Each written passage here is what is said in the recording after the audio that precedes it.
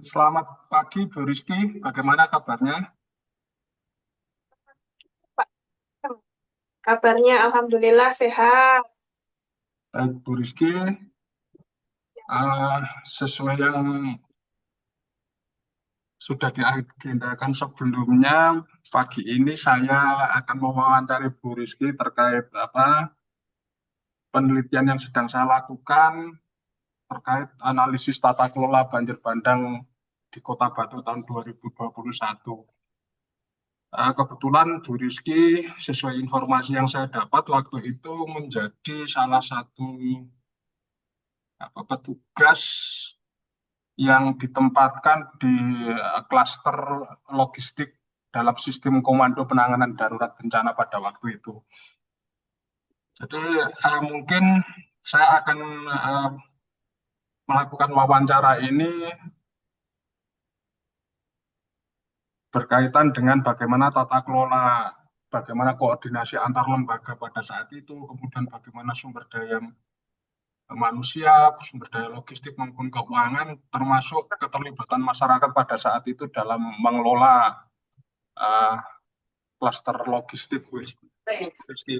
Sebelum saya wawancarai, mungkin Bu Rizky uh, perlu saya mengkonfirmasi apakah bersedia untuk saya wawancara untuk keperluan penelitian saya ini. Iya Pak, saya bersedia. Baik, Bu Rizky. Sebelum kita wawancara, mungkin Bu Rizky bisa memperkenalkan profil Bu Rizky terlebih dahulu, kemudian posisi atau penugasan pada saat banjir bandang itu seperti apa? Silakan. Baik, perkenalkan saya Rizky Ekasari. Saya sebagai petugas logistik dan peralatan di eh, seksi kedaruratan dan logistik BPBD Kota Batu. Digunakan untuk mengelola logistik baik keluar maupun masuk, baik dari bantuan BPBD sendiri ataupun dari bantuan NGO atau masyarakat. Terus untuk segala sesuatu yang saya laksanakan pada saat bencana itu ya hanya di klaster logistik dan peralatan saja, karena kan waktu bencana tidak hanya logistik saja, juga ada peralatan-peralatan yang digunakan untuk penanganan bencana tersebut. Itu saja, Pak. Baik, Bu Rizky, kita mulai wawancaranya ya. Ya, Saya siap. akan mencoba mewawancara terkait aspek tata kelola koordinasi antar lembaga pada saat itu. Eh, Bagaimana pola koordinasi antar bidang atau klaster logistik dan peralatan pada saat itu Bu Rizky, baik oleh BPBD atau OPD teknis maupun klaster dengan klaster lainnya dalam pengelolaan logistik selama masa tanggap darurat? Di sini pada saat bencana itu ada posko induk. Nah, untuk koordinasi kami lakukan secara berkala setiap harinya di posko induk. Jadi di sini juga sekaligus sebagai pelaporan untuk pelaporan cepat yang nantinya akan dilaporkan ke kepala daerah. Kalau untuk permintaan logistik, baik dari klaster lain seperti itu, biasanya diverifikasi dulu oleh BPBD. Jadi sebelum kami memproses, memberikan bantuan untuk disalurkan ke korban maupun tenaga yang membantu di lapangan, kami verifikasi dulu benar atau tidak datanya dan diminta untuk lokasi di mana dan siapa saja yang akan mendapatkan. Baru setelah nanti di istilahnya verifikasi sudah benar, nanti BPBD menyalurkan ke masyarakat yang terdampak maupun ada beberapa yang menjadi apa ya, tenaga penangan atau relawan yang menangani bencana tersebut. Gitu, Pak.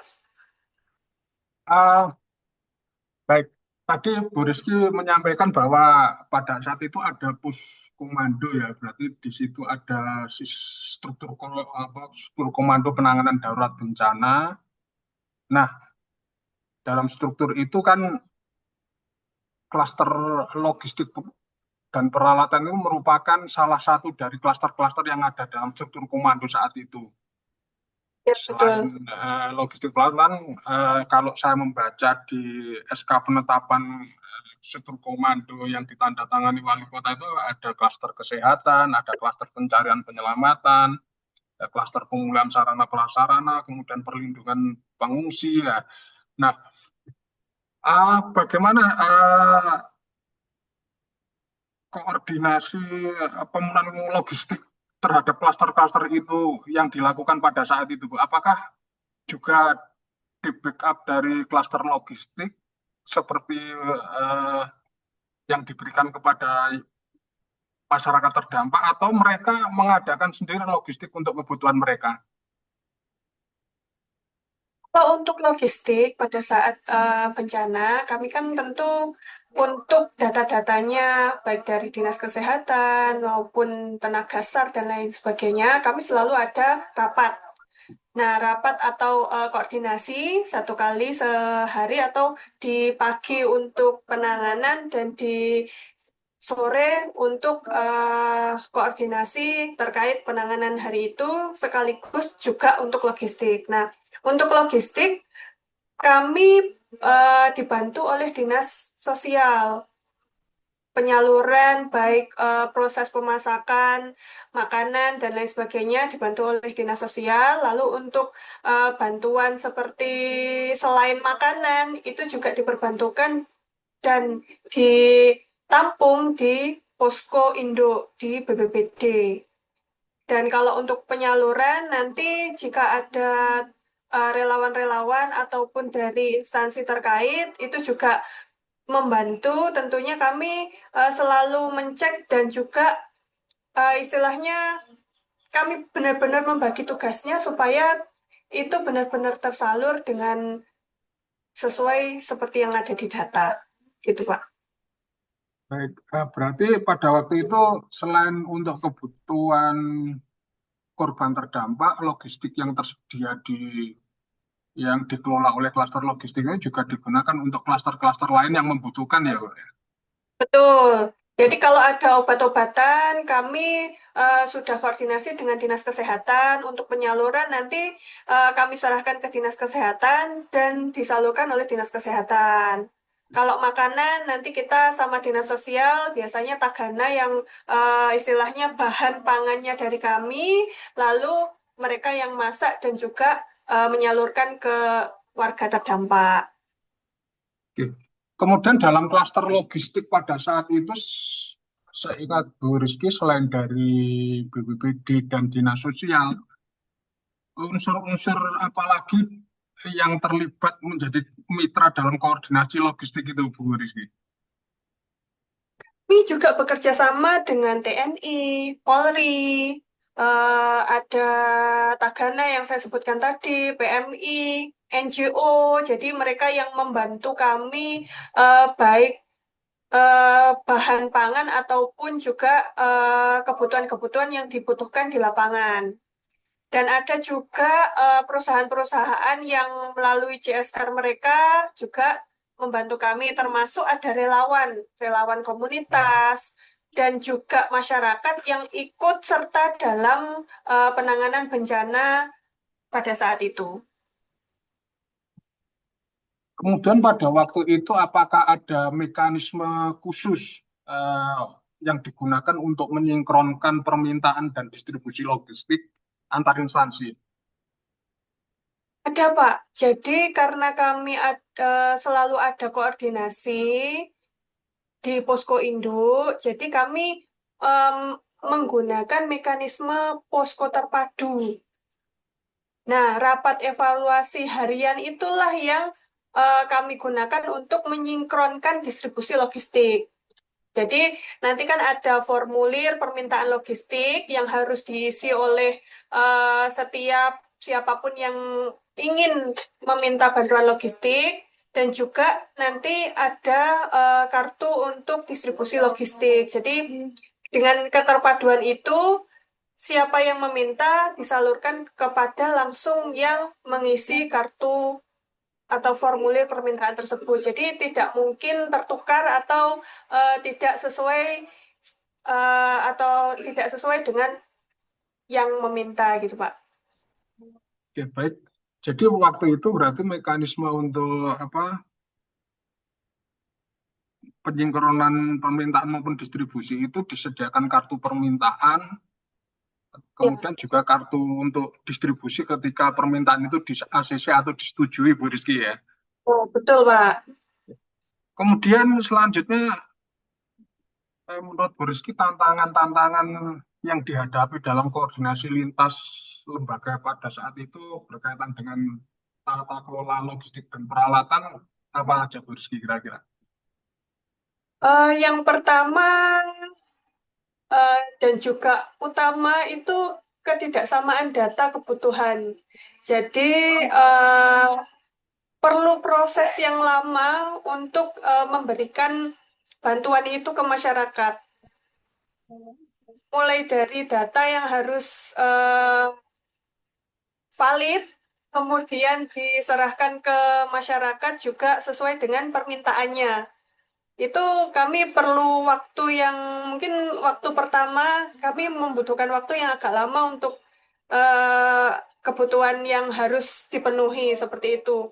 Kemudian SOP antar instansi. Jadi di instansi BPBD sendiri, terus di dinas sosial misalnya atau dinas kesehatan, SOP kami itu hampir sama tapi berbeda. Jadi kami harus menyamakan SOP tersebut supaya jalan satu kali kami berjalan dengan mereka terus bisa diberikan kepada masyarakat serta keterlambatan pelaporan distribusi di lapangan.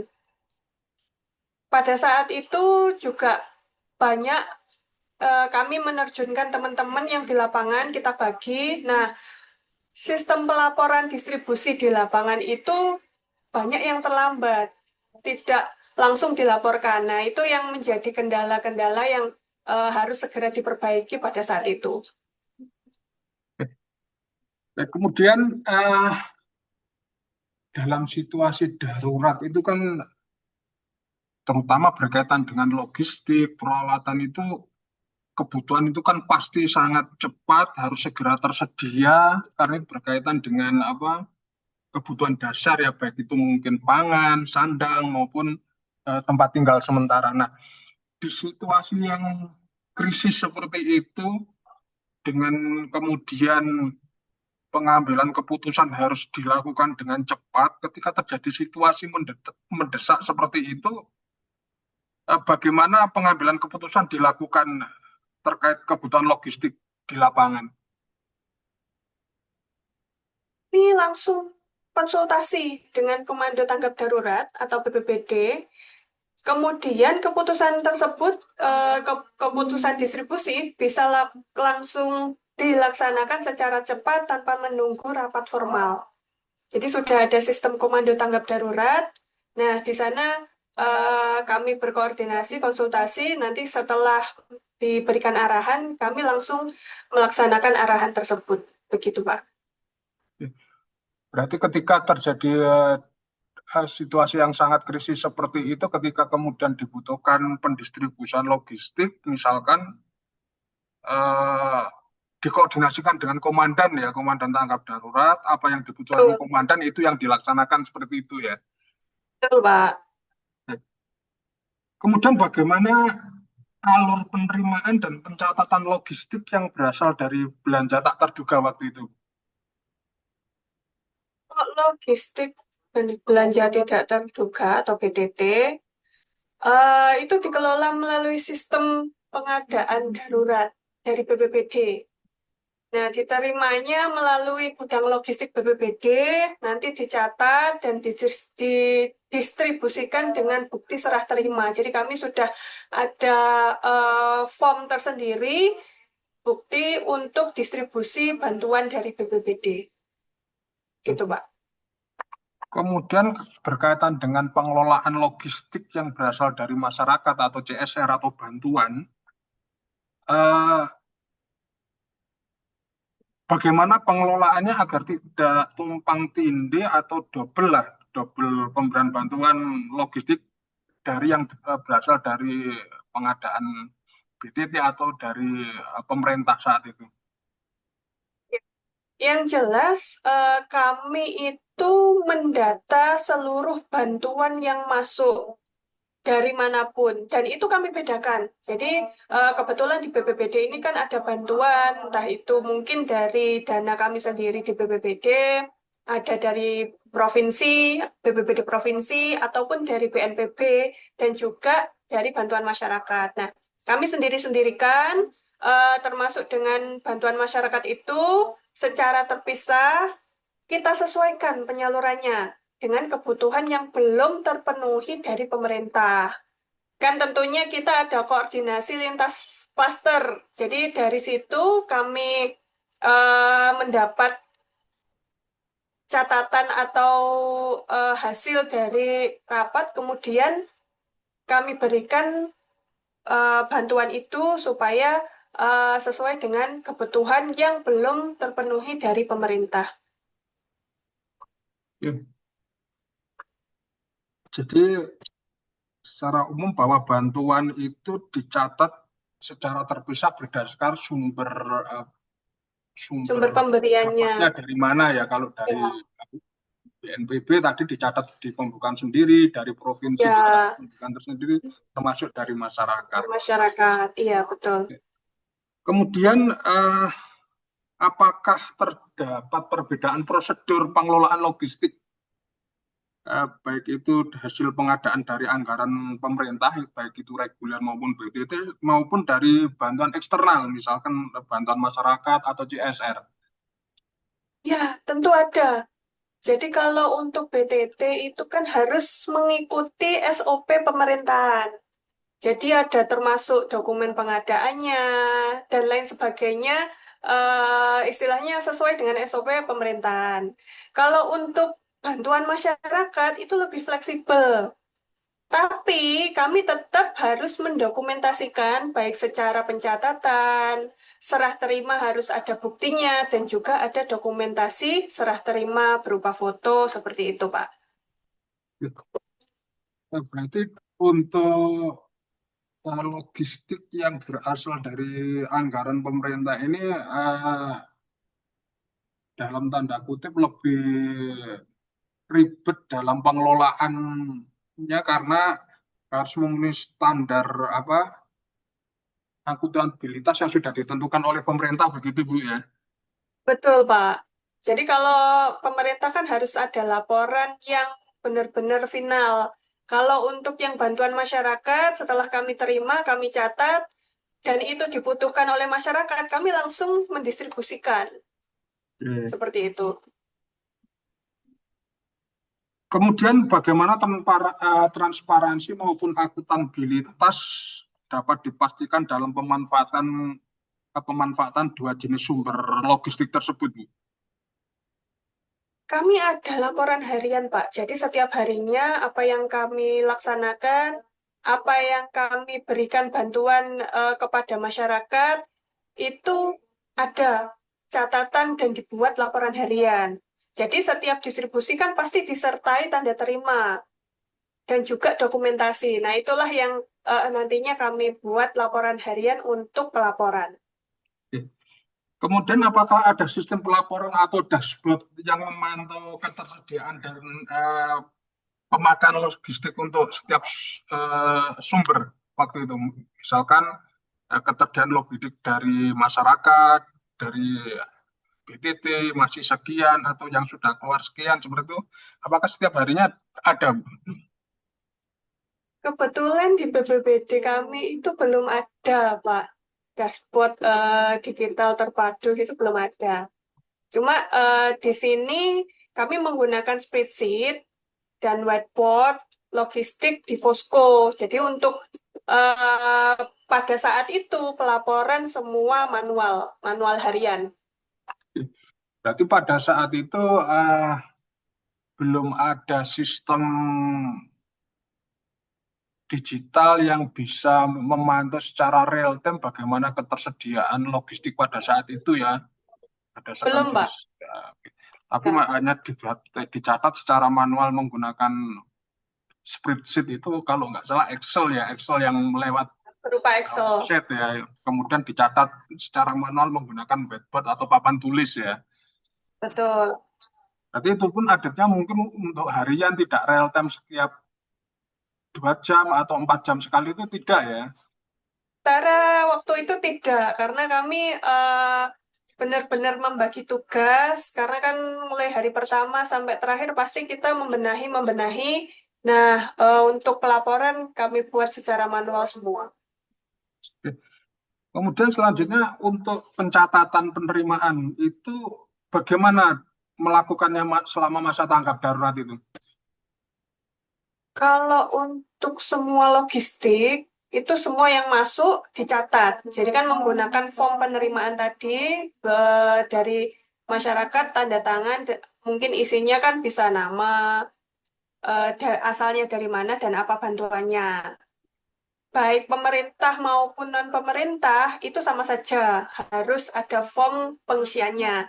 Kemudian eh, semua bantuan itu disimpan di Posko Indo, lalu diregister ke logistik Posko. Seperti itu, Pak. Untuk penyimpanan logistik pada saat itu, bagaimana pengelolaan gudang logistiknya dilakukan saat itu, Bu Rizky? Kalau untuk logistik, pusatnya di Posko Indo, di gudangnya BPBD. Jadi seluruh barang itu dipusatkan di satu tempat di gudangnya BPBD untuk pangan dan non-pangan. Nah, selain pangan dan non-pangan, itu ada logistik lain, yaitu bahan material. Karena posko utama kami ini tidak bisa menampung secara keseluruhan, akhirnya untuk logistik bahan material ini ditempatkan di ex kantornya Desa Bulukerto. Nah, pengelolaannya juga dilakukan secara bergilir oleh tim logistik kami dengan sistem shift. Kemudian bagaimana proses distribusi logistik ke lokasi terdampak dan pos-pos pengungsian saat itu? Apakah ada SOP khusus?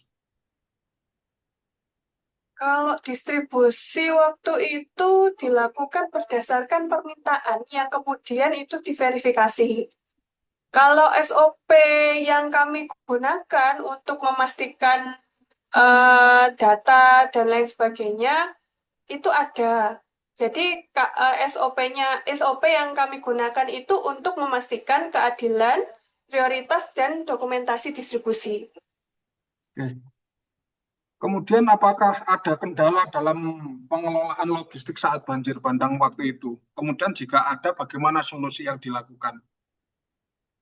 Ada, Pak. Jadi kendala utama pada saat itu adalah keterbatasan stok awal dan perbedaan data kebutuhan. Selain itu, pengaturan distribusi agar adil dan merata juga menjadi tantangan kami. Nah, solusi yang diambil antara lain ya memperkuat koordinasi lintas sektor dan membuat sistem distribusi berbasis datanya RT RW yang terdampak, begitu, Pak. Nah, distribusi logistik itu akhirnya bisa berjalan lebih terarah dan merata meskipun di tengah keterbatasan. Jadi dengan keterbatasan stok awal, kemudian perbedaan data kebutuhan tadi, kemudian diambil solusi langkah agar uh, distribusi lebih adil, lebih merata dengan melibatkan RT atau RW ya. Mereka yang Ya, melakukan pendataan, kemudian mereka yang mengajukan permintaan, mewakili warganya, kemudian diverifikasi oleh klaster logistik seperti itu, Bu Rizky ya. betul, Pak. Baik. Kemudian bagaimana evaluasi yang dilakukan terhadap efektivitas distribusi dan pemanfaatan logistik selama masa tanggap darurat itu? Kalau evaluasi, kita laksanakan evaluasi harian melalui rapat posko. Namun, kita juga ada tim-tim untuk memonitoring yang turun langsung ke lapangan. Jadi, setelah tim-tim turun juga hasilnya ada di evaluasi harian di posko tersebut, Pak. Selanjutnya mungkin saya eh, membahas tentang keterlibatan masyarakat, aspek keterlibatan masyarakat. Apakah masyarakat terdampak dilibatkan dalam proses pengelolaan logistik pada saat itu, baik di posko maupun di tempat pengungsian? Ya, tentu saja. Pasti kami libatkan karena eh, dengan kejadian itu, bantuan itu kan yang masuk sangat banyak sekali, Pak. Jadi masyarakat dan relawan terutamanya dalam hal ini ada pengadministrasian bantuan masuk seperti itu, terus penyimpanan di gudang sementara, pengemasan sampai pada distribusi. Tentunya kami pasti memilih masyarakat atau relawan tersebut itu yang memiliki pengetahuan tentang eh, apa itu, bagaimana dia melaksanakan tugasnya. Contoh dia paham tentang administrasi, ya kami masukkan atau tugaskan beliau di pengadministrasian. Kemudian yang bagian penyimpanan, nanti yang expired duluan atau yang eh, istilahnya tidak tahan lama, berarti ditaruh di mana, kan seperti itu harus ada pengetahuan juga, gitu, Pak. Kemudian sejauh mana waktu itu relawan maupun masyarakat berperan dalam proses distribusi maupun pengemasan logistik yang akan dikirim ke lokasi tujuan pendistribusian? Iya, perannya sangat besar, Pak, relawan itu. Khususnya dari masyarakat sekitar. Jadi kayak FPRB, relawan-relawan desa, mahasiswa. Nah, mereka semua ini membantu kita untuk pengemasan dan mengantar logistik ke lokasi tujuan. Jadi ada permintaan di mana, kita bagi orangnya, mereka langsung ngirim atau mendistribusikan bantuan ke lokasi tujuan. Kemudian apa pembelajaran yang bisa diambil dari pengalaman pelibatan masyarakat dalam tata kelola logistik pada saat itu? Tentunya sangat membantu percepatan distribusi dan juga membangun rasa kepemilikan. Namun perlu adanya SOP dan pendampingan agar tetap efisien dan tidak tumbang tindih nantinya, Pak. Oke. Selanjutnya, menurut Bu Rizky, apa saja faktor-faktor pendukung maupun penghambat dalam tata kelola logistik dan peralatan saat itu? Kalau untuk faktor pendukung, kita kan ada posko terpadu dan rapat koordinasi harian. Itu memudahkan kita untuk mensinkronkan permintaan dan distribusi logistik, terutama di antar klaster dan lembaga. Kemudian ada partisipasi relawan dan komunitas lokal kayak FPRB dan masyarakat sangat membantu dalam pengemasan dan distribusi logistik. Mereka yang istilahnya lebih paham lokasi, lebih paham masyarakatnya, dan juga lebih dapat membangun kepercayaan masyarakat yang terdampak tersebut. Kalau untuk seperti mitra kayak TNI Polri, PMI, NGO, seperti itu juga sangat responsif, Pak, dalam membantu pengangkutan, pengamanan, dan penyediaan logistik tambahannya. Terus tersedianya gudang logistik dan kendaraan operasional yang memadai, serta bantuan pihak swasta yang memperlancar distribusi awal, seperti perusahaan-perusahaan, seperti itu. Selain itu, bantuan logistik dari sektor swasta mempercepat pemenuhan kebutuhan mendesak.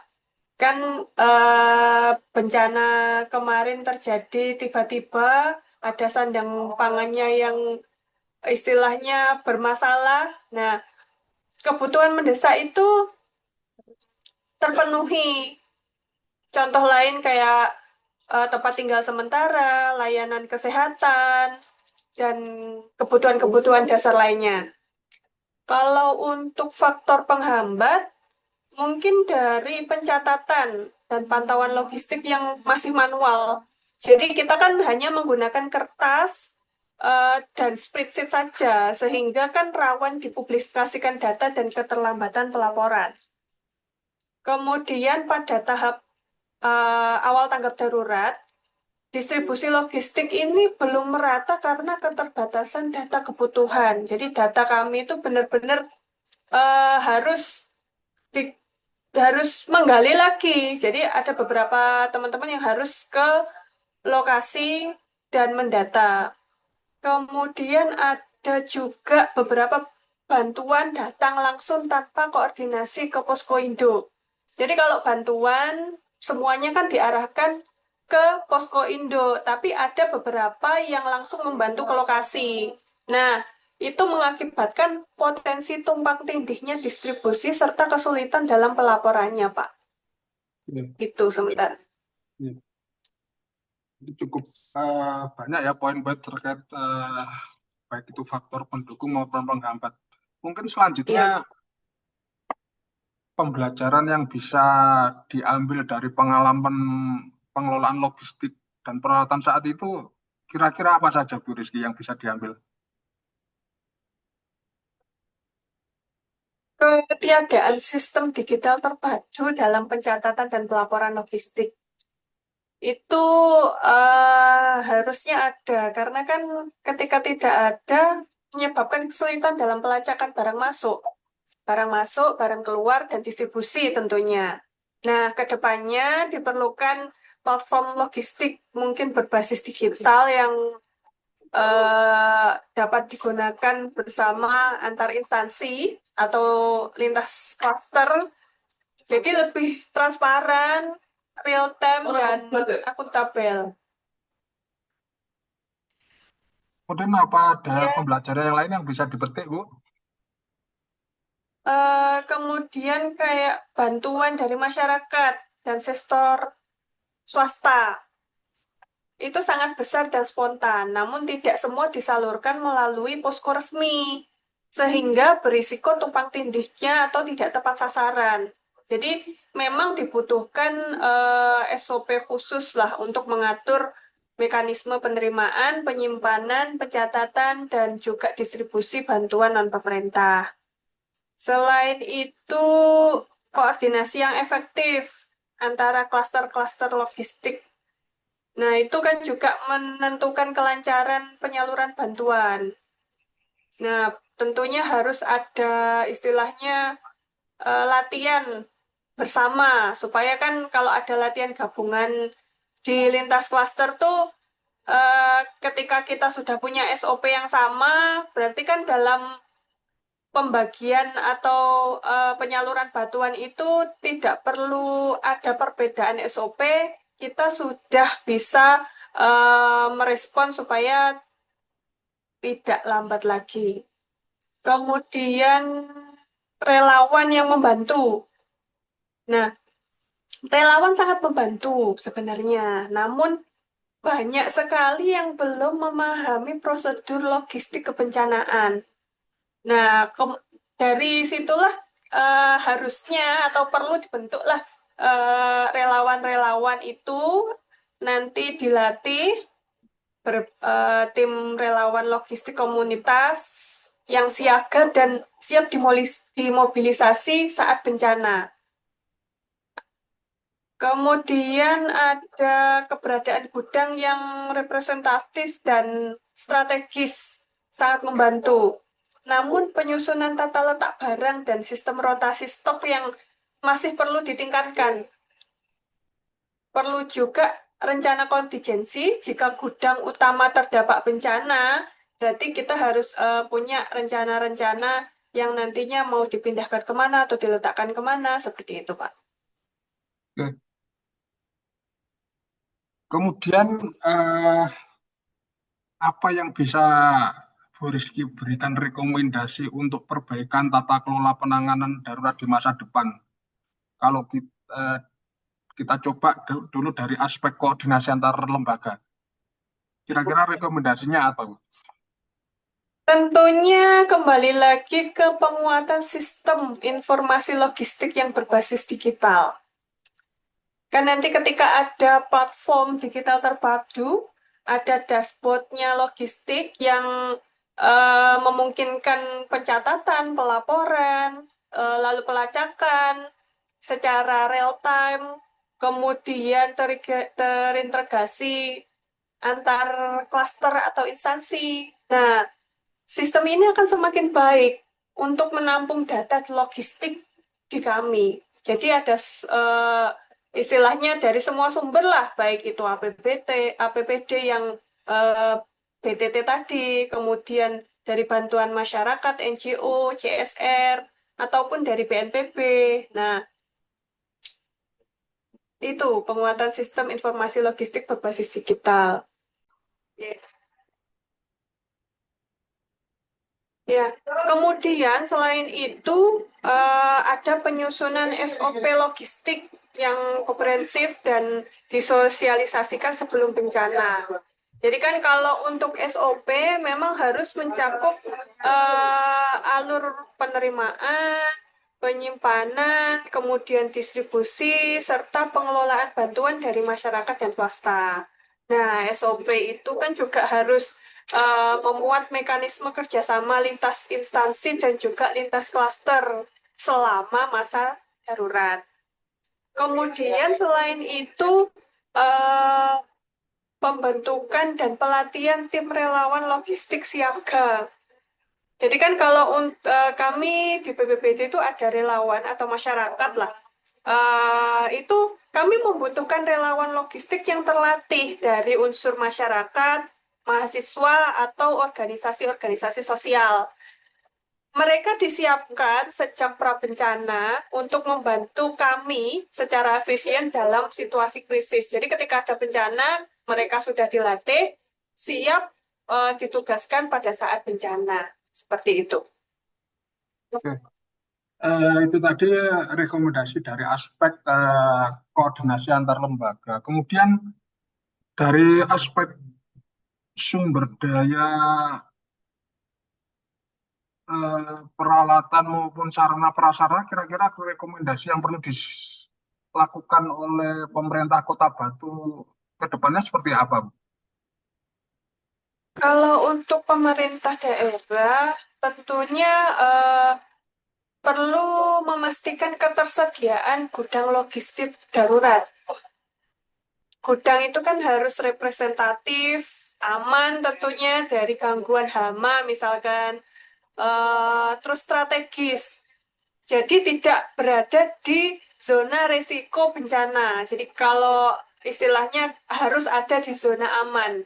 Kemudian fasilitas ini juga harus dilengkapi dengan sistem pengaturan stok. Ada manajemennya, stok manajemen. Dan juga ada alat bantu distribusi tersendiri. Seperti itu. Baik, itu dari sisi sarana prasarana. Kemudian kalau dari aspek keterlibatan sumber daya manusia, Bu, baik itu dari unsur aparatur, kemudian dari masyarakat, dari relawan atau NGO, kira-kira rekomendasi apa yang diperlukan untuk perbaikan di masa mendatang? Tentunya pelatihan. Pelatihan disertai simulasi yang perlu dilakukan secara rutin. Terus melibatkan semua klaster SKPDB tentunya termasuk klaster logistik supaya koordinasi saat bencana lebih cepat dan efektif. Simulasi itu kan harus mencakup skenarionya, distribusi bantuan, lalu lokasinya yang mungkin terbatas atau rusak. Jadi kan harus benar-benar dipraktekkan pada saat itu. Jadi ketika ada bencana, pelatihan itu sukses dan semua yang relawan masyarakat ataupun NGO itu mengerti prosesnya pada saat terjadi bencana. Oke.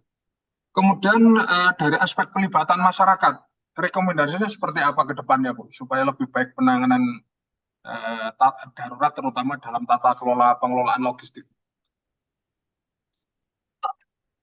pelaporan bantuan kepada masyarakat harusnya dibuka secara transparan ya melalui mungkin media center atau kanal online resmi. Jadi ketika ada keterlibatan tokoh masyarakat dan komunitas lokal misalnya dalam proses distribusi bantuan ini kan sangat penting untuk mencegah konflik atau kesenjangan penerimaan bantuan. Tentunya kan dalam proses itu mendorong partisipasi masyarakat dalam pengelolaan logistik. Jadi lebih pada apa ya mekanisme pelaporan bantuannya kepada masyarakat saja. Oke. Yang terakhir dari aspek keuangan, apa rekomendasinya Bu Rizky kira-kira?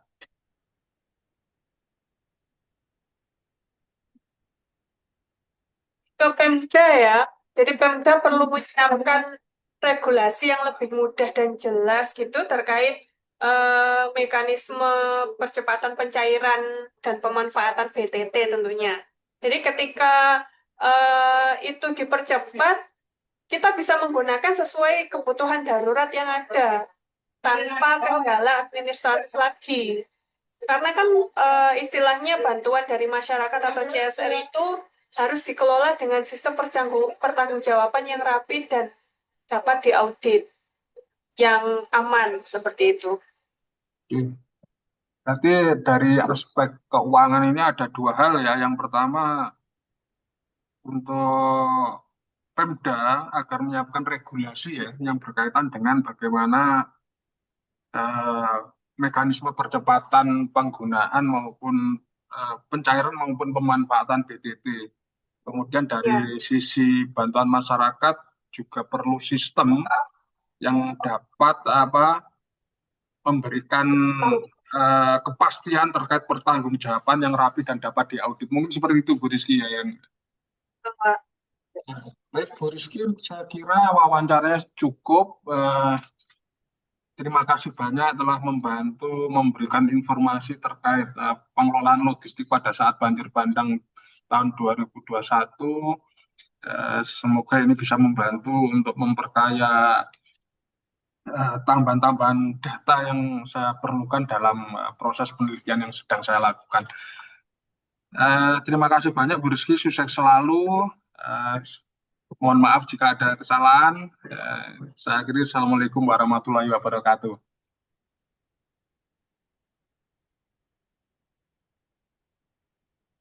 ya. Ya, kemudian selain itu ada penyusunan SOP logistik yang komprehensif dan disosialisasikan sebelum bencana. Jadi kan kalau untuk SOP memang harus mencakup alur penerimaan, penyimpanan, kemudian distribusi, serta pengelolaan bantuan dari masyarakat dan swasta. Nah, SOP itu kan juga harus memuat mekanisme kerjasama lintas instansi dan juga lintas klaster selama masa darurat. Kemudian selain itu, eh, pembentukan dan pelatihan tim relawan logistik siaga. Jadi kan kalau kami di BPBD itu ada relawan atau masyarakat lah. Itu kami membutuhkan relawan logistik yang terlatih dari unsur masyarakat, mahasiswa, atau organisasi-organisasi sosial. Mereka disiapkan sejak prabencana untuk membantu kami secara efisien dalam situasi krisis. Jadi ketika ada bencana, mereka sudah dilatih, siap ditugaskan pada saat bencana. Seperti itu. Oke. Itu tadi rekomendasi dari aspek koordinasi antar lembaga. Kemudian dari aspek sumber daya peralatan maupun sarana prasarana, kira-kira rekomendasi yang perlu dilakukan oleh pemerintah Kota Batu ke depannya seperti apa, Bu? Kalau untuk pemerintah daerah, tentunya perlu memastikan ketersediaan gudang logistik darurat. Gudang itu kan harus representatif, aman tentunya dari gangguan hama misalkan, terus strategis. Jadi tidak berada di zona risiko bencana. Jadi kalau istilahnya harus ada di zona aman. Kemudian fasilitas ini juga harus dilengkapi dengan sistem pengaturan stok. Ada manajemennya, stok manajemen. Dan juga ada alat bantu distribusi tersendiri. Seperti itu. Baik, itu dari sisi sarana prasarana. Kemudian kalau dari aspek keterlibatan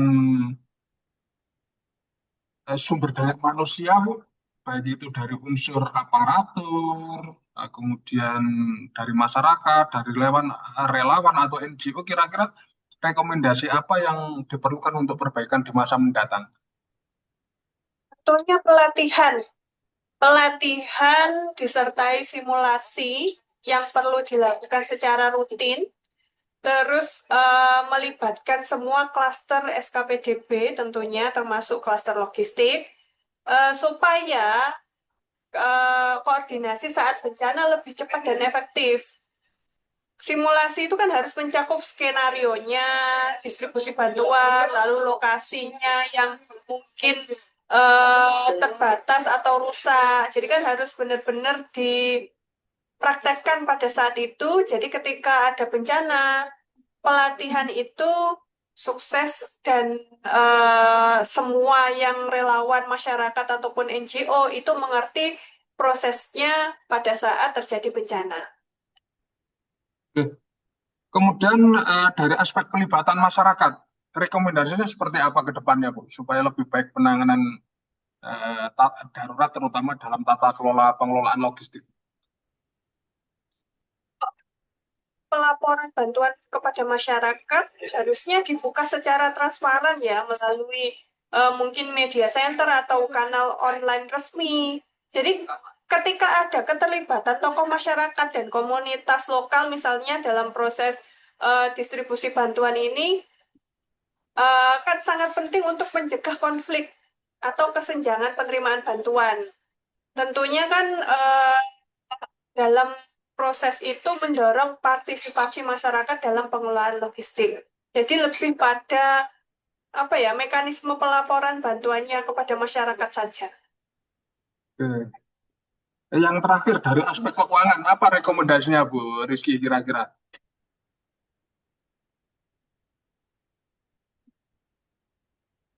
Ke Pemda ya, jadi Pemda perlu menyiapkan regulasi yang lebih mudah dan jelas gitu terkait mekanisme percepatan pencairan dan pemanfaatan BTT tentunya. Jadi ketika itu dipercepat, kita bisa menggunakan sesuai kebutuhan darurat yang ada tanpa kendala administratif lagi. Karena kan istilahnya bantuan dari masyarakat atau CSR itu harus dikelola dengan sistem pertanggungjawaban yang rapi dan dapat diaudit yang aman seperti itu. Oke. Berarti dari aspek keuangan ini ada dua hal ya. Yang pertama, untuk Pemda agar menyiapkan regulasi ya yang berkaitan dengan bagaimana eh, mekanisme percepatan penggunaan maupun pencairan maupun pemanfaatan BTT. Kemudian dari Ya, sisi bantuan masyarakat juga perlu sistem yang dapat memberikan kepastian terkait pertanggungjawaban yang rapi dan dapat diaudit. Mungkin seperti itu, Bu Rizky ya. Baik, Bu Rizky, saya kira wawancaranya cukup. Terima kasih banyak telah membantu memberikan informasi terkait pengelolaan logistik pada saat banjir bandang tahun 2021. Semoga ini bisa membantu untuk memperkaya tambahan-tambahan data yang saya perlukan dalam proses penelitian yang sedang saya lakukan. Terima kasih banyak, Bu Rizky, sukses selalu. Eh, Mohon maaf jika ada kesalahan. Saya akhiri, Assalamualaikum warahmatullahi wabarakatuh.